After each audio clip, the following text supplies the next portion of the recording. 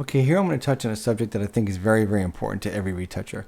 It's so important that this specific technique, which I call the canine curves, or it's also known as white check or black check curves, I use this in every single image that I work in. And it looks something like this. I'm going to just hit this white check curve action I have over here. If you don't know about actions, I highly recommend you check my tutorials because they're necessary.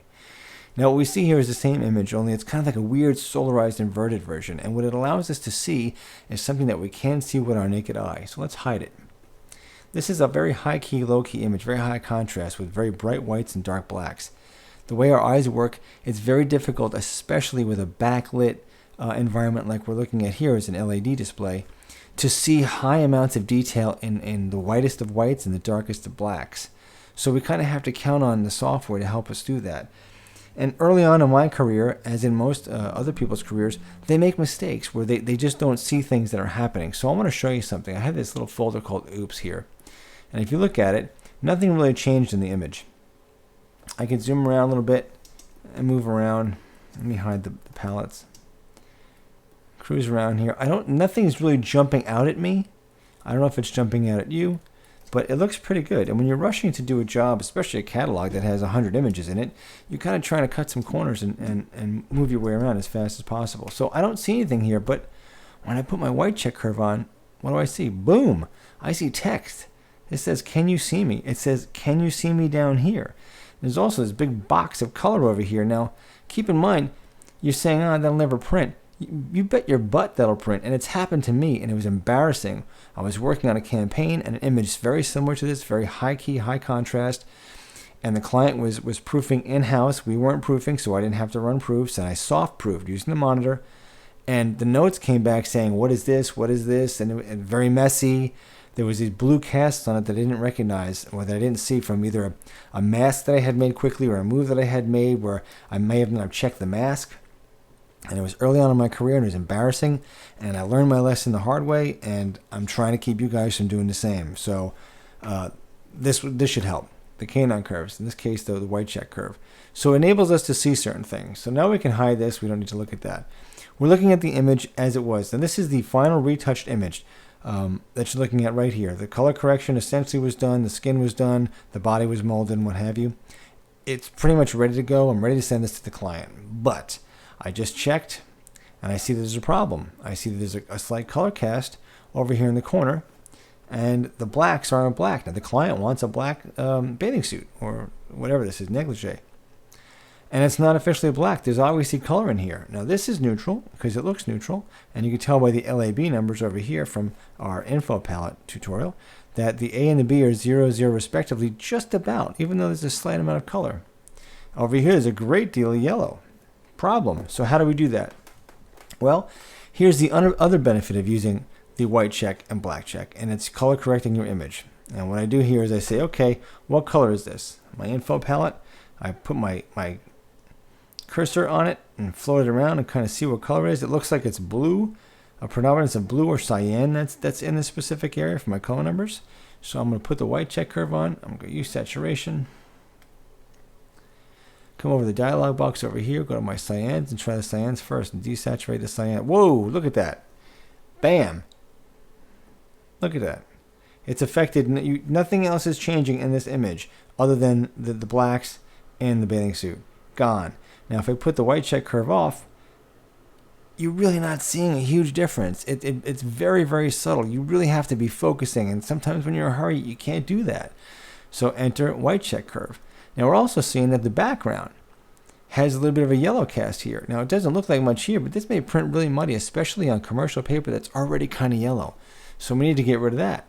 The best way to do that, let's use our wand tool. I hit W, I just click over here. I have a tolerance of 32 up here in the settings just for argument's sake. And oh, look, it makes a pretty nice selection as it is. So I'm going to feather that selection by, let's just see, feather it 5 pixels because this is the high res image. I'm going to hide the selection, Command H in Apple and Mac, and I'm just going to come over here, make another hue saturation layer.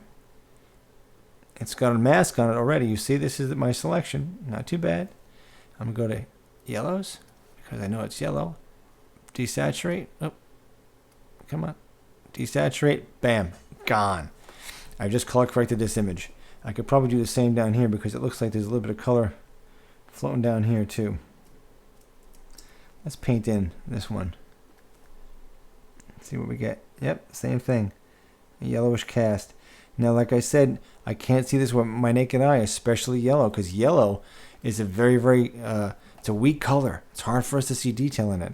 The image looks exactly the same as the beginning. I'm gonna option click on the eyeball in the background just to show the background without the color moves, and look, I can barely see the difference. You can just see a slight move over here on my monitor from the yellow disappearing. It's gone now. But my white check curve, if I get rid of these, I see a big difference. I've saved face. The image looks great. I could send this to the client if they want to proof it.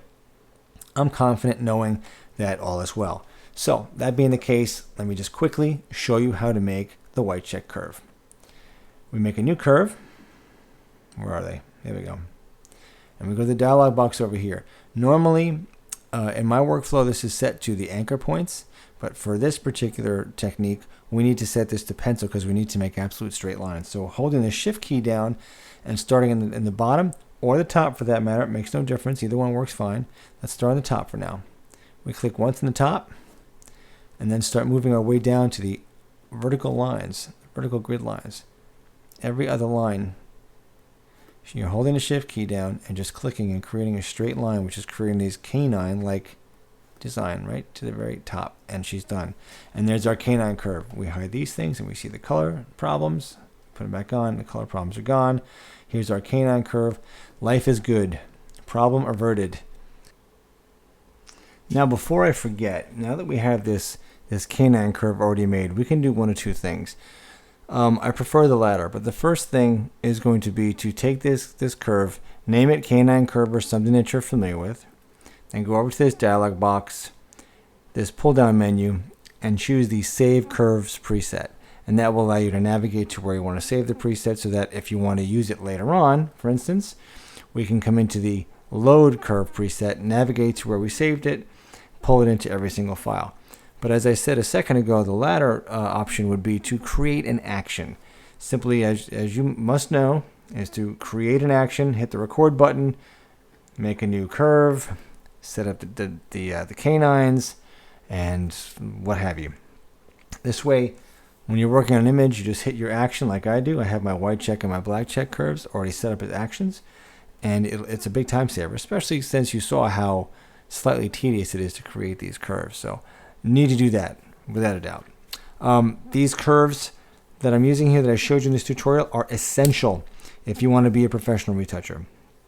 I know a lot of guys that are using them. I know a lot more people that aren't, especially amateurs and people that are just starting out, because again, they're not privy to some of these techniques. They're not in an environment where they're going to learn these techniques. They're not mystic, they're not over the top, or you won't discover them yourself, but it's always nicer when someone kind of shows you the ropes, and that's the whole point of this tutorial anyway. So use them, make them part of your arsenal, get used to using them on every single image because they will save your butt. They will make you look like a professional, especially if it's what you want to do as a vocation. If you're just working for yourself, if you just shoot weddings or bar mitzvahs or whatever the case, and your clients really aren't that picky about prints, and maybe their printing devices aren't as strict as the high-end commercial printers, then fine. But if you're trying to get a job, if you're trying to make this your career, if you're trying to be a professional, if you want to make a living at this and make a very good living at this, then choose the techniques that are being used by the high-end retouchers like myself and my colleagues. It's just my advice. It's just my opinion, and do with it what you will.